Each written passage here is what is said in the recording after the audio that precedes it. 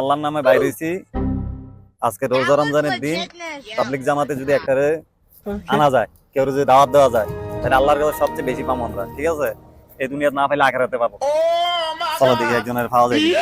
এখন দেখি এক ভাই আসতেছে, এই ভাইকে দাওয়াত দেওয়া যায় কিনা। আসসালামু আলাইকুম। ওয়ালাইকুম আসসালাম।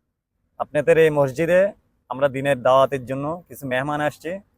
এই রোজা রমজানে বাইরে ঘোরাফেরা না করে 3 দিনের জামাত দাওয়াতে আপনাকে আল্লাহ কবুল করুক, আমিন।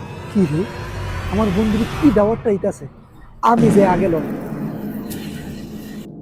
হুজুর ঠিক আছে, দাওয়াত তো দিচ্ছেন, ভালো কথা, কিন্তু আমার ঘরে একটু কাজ আছে, আমি একটু কাজটা সাইরে আসি। A few moments কি রে বন্ধু, তোর দাওয়াতটা দিল, আমার দিল না? রাত তুই গিয়ে লইয়া দাওয়াতটা। আচ্ছা তো ভাই, আপনি আমার দাওয়াত দিলেন না আমার বন্ধুর দিলেন? আলহামদুলিল্লাহ, আলহামদুলিল্লাহ। আপনার লগে চলেন, নামাজ কালাম শিখবেন, দিনের পথে থাকবেন, প্রতি ওয়াক্ত নামাজ পড়বেন, এরপরে এক সিলটা দিবেন।